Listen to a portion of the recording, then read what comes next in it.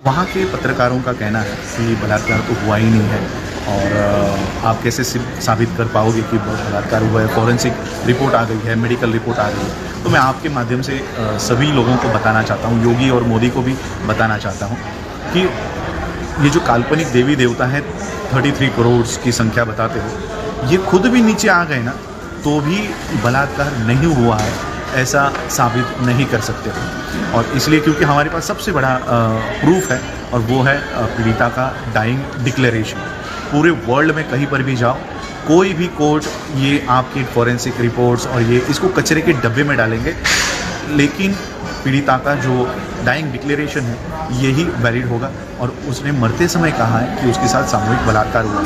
इसलिए कोई भी पूरा प्रशासन भी, नरेंद्र मोदी भी अगर आकर कटघरे में ये कहेगा कि बलात्कार नहीं हुआ है, तब भी वो माना नहीं जाएगा। दूसरी एक बात मैं आपको बता देना चाहता हूँ, जो वहाँ पर भी मैंने कही, पत्रकारों को कही, कि 1 महीने के अंदर डीएम से लेकर पुलिस ऑफिसर्स से लेकर जिन्होंने ये एफआईआर लिखी है और जिन्होंने फॉरेंसिक रिपोर्ट बनाई है, जिन्होंने मेडिकल रिपोर्ट बनाई है, इनको 1 महीने के अंदर हम जेल में डाल रहे हैं, जेल में डालेंगे।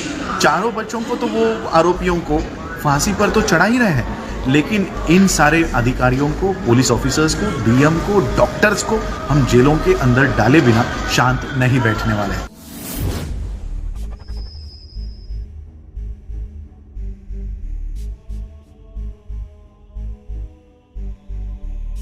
लेकिन मैं आप लोगों से एक विनती करने के लिए आज खास आया हूँ। मुंबई के कॉन्सेप्ट पीआर नाम के एक पीआर एजेंसी को पीआर एजेंसी को एक कॉन्ट्रैक्ट दिया गया है और ये साबित करने के लिए पूरे मीडिया को अब लगाया है कि ये बलात्कार नहीं है और जातीय तनाव में इस चीज़ को डाइवर्ट करने के लिए ये लोग काम कर रहे हैं।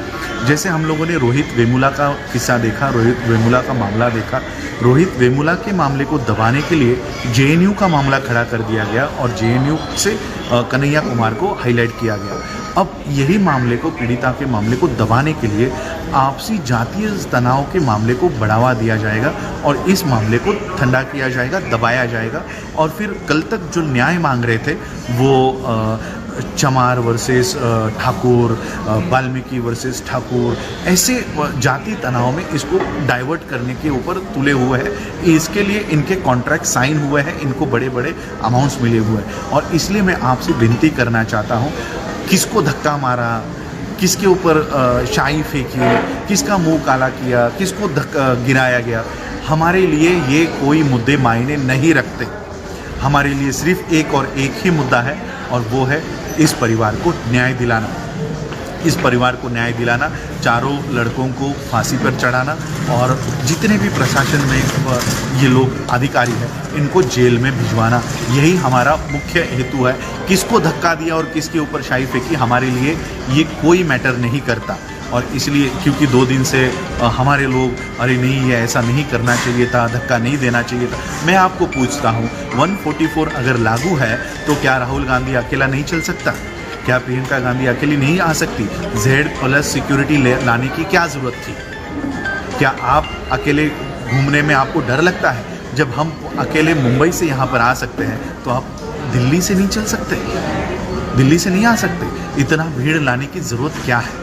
और इसलिए मैं आप लोगों से यही विनती करने के लिए आया हूँ कि ये लोग राजनीति के लिए, अपने अपने वोट बैंक्स बढ़ाने के लिए, अपने अपनी सीटें बढ़ाने के लिए हमारे बच्चे का इस्तेमाल करेंगे, उसकी मौत का इस्तेमाल करेंगे, हमारे परिवारों का इस्तेमाल करेंगे।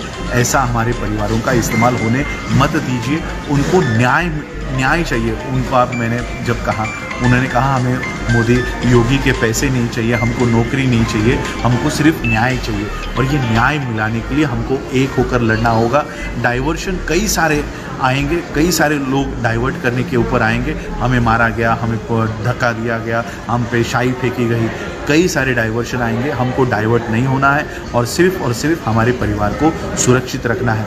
और मैं आप लोगों को ये ज़बान देता हूँ, हफ्ते भर में ये परिवार यूपी से बाहर होगा और हफ्ते भर में ये एफआईआर, ये सारी केस यूपी से बाहर चलाई जाएगी। यूपी, उत्तर प्रदेश से ये पूरा मामला बाहर होगा। ये मैं आप लोगों को ज़बान देता हूँ, हफ्ते भर में ये सारा चीज़ होगा। और आज हम लोग परिवार से मिले। देखिए कई लोगों ने ये जाहिर किया है कि अभी वाल्मीकि समाज ये कूड़ा करकट नहीं उठाएगा और कई सारे राज्यों में ये कूड़ा कचरा ये डीएम ऑफिस में डालने का एक आंदोलन चल रहा है। ये आंदोलन कीजिए, लेकिन मैं आप लोगों को कहना चाहता हूँ सिर्फ कूड़ा कचरा डीएम ऑफिस में फेंकने से बदलाव नहीं होगा। जिस व्यवस्था ने, जिस धर्म ने इस समाज के ऊपर कूड़ा कचरा उठाने की नौबत लाई है, ऐसे धर्म को फेंकना होगा, ऐसे धर्म का त्याग करना होगा। और इसलिए बाबा साहब अम्बेडकर जी के इस जो कंक्लूजन बाबा साहब ने दिया है, वो कंक्लूजन आज मैं इस परिवार के हाथों देकर आया हूँ। बुद्ध की मूर्ति, बुद्ध का फोटो, प्रतिमा मैंने इस परिवार को दी है।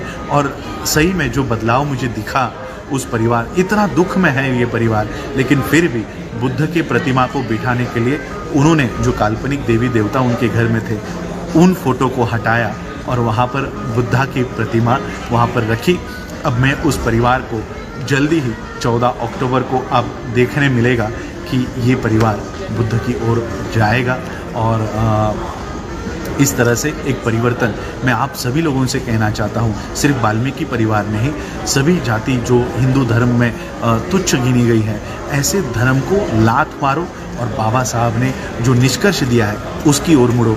जब तक इस निष्कर्ष की ओर नहीं मुड़ोगे, तब तक आप लोगों के साथ इसी तरह से कोई ना कोई गांव में व्यवहार होते रहेगा। वाल्मीकि समुदाय जो बाबा साहब के साथ 1932 में डट कर खड़ा था, खून से बाबा साहब के लिए उन्होंने टेलीग्राम भेजे, आज वही बाबा साहब का परिवार इस वाल्मीकि परिवार के साथ खड़ा है। और एक रिटर्न हम लोग दे रहे हैं कि उस समय आप बाबा साहब के साथ खड़े थे, आज बाबा साहब का परिवार आपके साथ खड़ा है। और इसलिए मैं आप लोगों से यही कहने के लिए यहाँ पर आया हूँ कि डाइवर्शंस कई सारे हैं, हम लोगों को डाइवर्ट नहीं होना है और अपना न्याय हक की लड़ाई हमको लड़नी है।